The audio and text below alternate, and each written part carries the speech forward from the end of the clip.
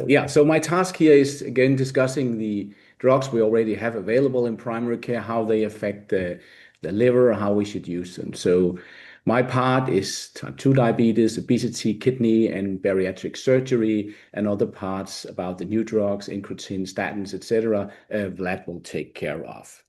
So these are my disclosures.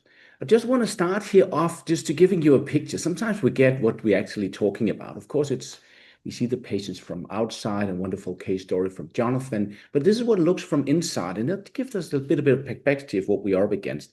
This is a normal liver, it makes thousands of different things and really important for metabolic homeostasis of the body. But when we have the disease we're talking about here, MASLD or MASH, fatty liver, it looks like this. And I think it's intuitively clear for everybody that this is not a healthy liver. All the holes there, that's fat. It's not supposed to be. They're not supposed to be fat at all. And then you have all these dark black, that's inflammation. It's also not supposed to be there. What this leads to, if we let it go and we don't protect it early and pretend it, is this. So the red thing here is fibrosis, scarring of the liver, and that's the disease, basically what we want to prevent or what we want to treat. So that's what we're up against. But then also here to put it into perspective, so the risk factors that leads to steatotic liver disease is overlapping 100% with those that are also risk factors for cardiovascular disease. That's why we need to see this integration, and I think also why our talks here are considered like this. And actually, for the majority of the patient, the highest risk is actually to suffer a cardiovascular event. But the good news is that many of these drugs also have effects that associates with the liver and many of the different components. So this is going to be a quick flyover, and I'm sure many people already are aware of this, but it's good again to see how it links to the liver. First, a bit about type 2 diabetes, of course, very frequent and associated with risk of cardiovascular disease, heart failure, and obesity and kidney disease. So this is the standard. So metformin is basically the baseline for everybody. It's been around for a long time. It's very effective, very cheap drug. Only situation where you should be very careful is low renal function. There's a risk of lactic acidosis. Also, again, fragile and old people consider it, but basically metformin always. Second drug, which in, I think, the last decade has really positioned itself as a very powerful, important drug, is the SGLT2 inhibitors. Also, either first line in kidney because it got strong kidney effects, but should also be in. And then we have the incretins, the GLP-1 receptors, either alone or combined effects in cardioprotection and obesity.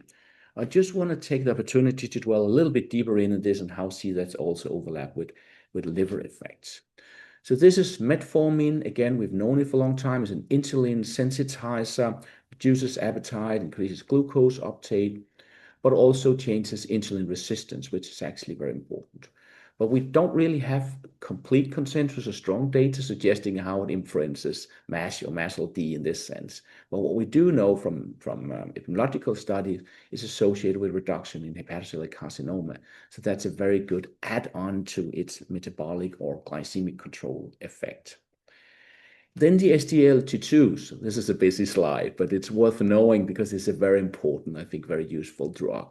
So it works in the kidney, upper right there, the kidney, and it works on this dual transporter. So it both kicks out glucose, and kicking out glucose makes then, let's say, energy expenditure go up and better glucose control and weight loss.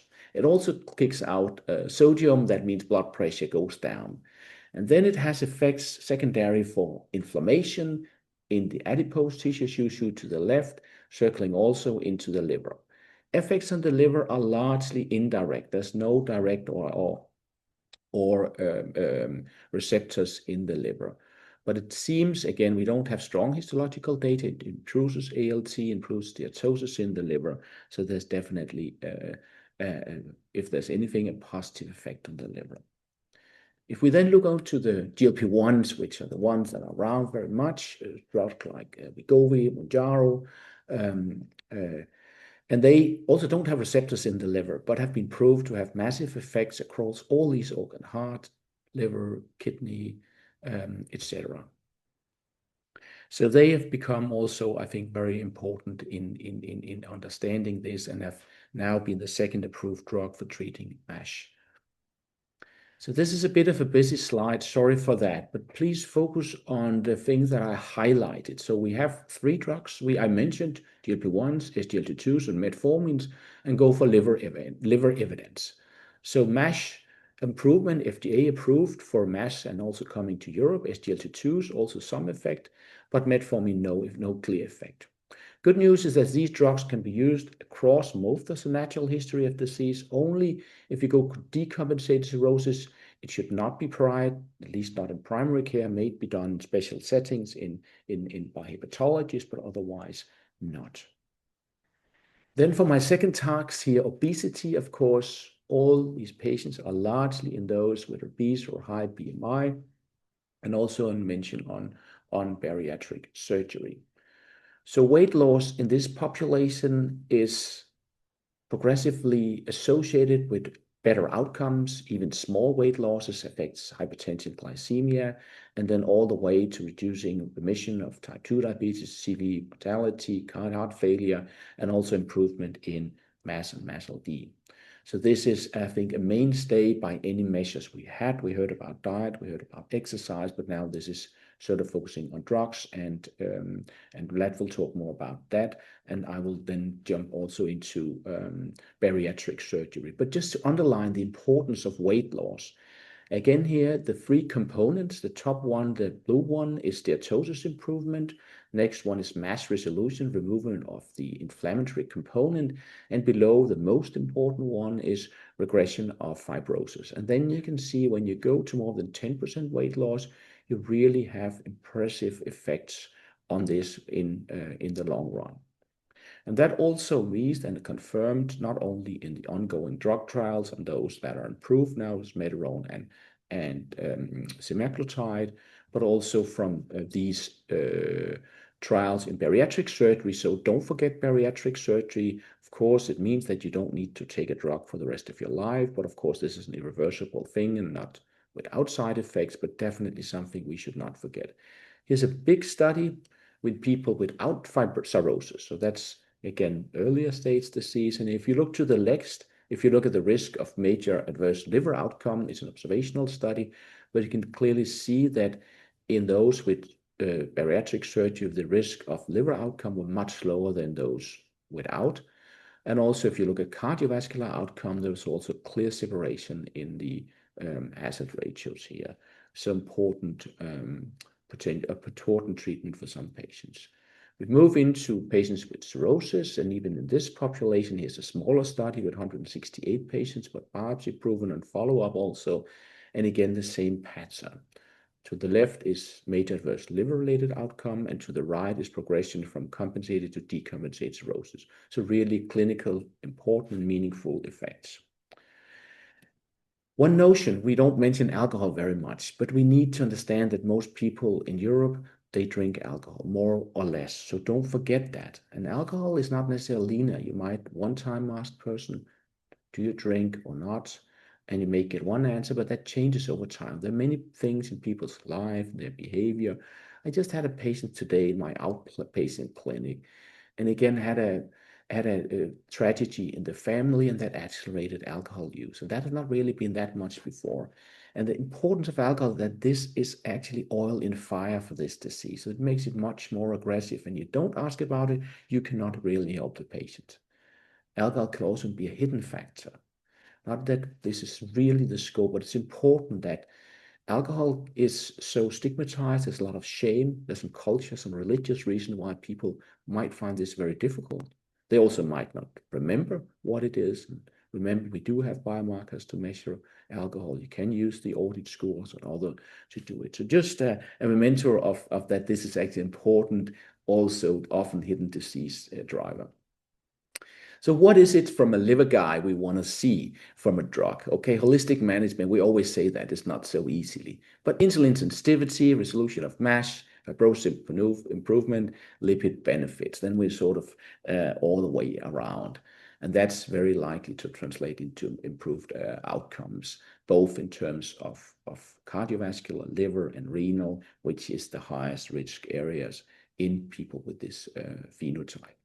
This is a busy slide, I know that. Please just focus on the orange one, but I wanted somehow to capture it all. So let's say the three drugs we can, or drug categories we have under our nose is metformin, SGLT2 inhibitors, and then incretins, either GLP-1 receptors or dual agonists, and that will be tirzepatide and the other one semaglutide. And then the important thing, I don't want to walk you through it, but what is their strength in terms of glycemic control, weight, kidney protection, and cardiovascular risk reduction? And then the one to the right is evidence in the liver. And that I already talked about. And then I just want to move forward to the next, and anybody who wants this table, they can just have it to see how you best fit in. So this is a simpler version of the table before. And I say, okay, metformin you do to have glycemic control. Don't expect too much from the rest. SGLT2 inhibitors, their key claim to fame is kidney protection, cardiovascular risk, bit of weight loss, some glycemic control also.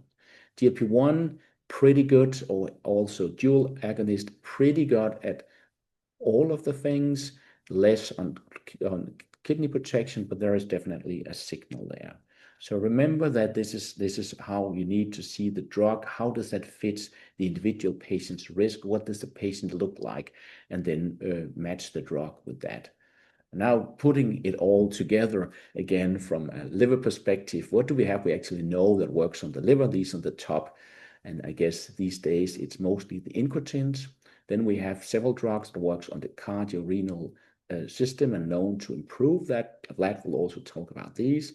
And then to the different components here. Yes, go for both managed diabetes, hypertension, dyslipidemia, or even sleep apnea, osteoarthritis, heart failure, and underneath all this, obesity. The good news is that there's some overlap in these drugs, and there's still a balance also. I know, and we can discuss that about how many drugs a patient can actually manage to take and what is the priority among these.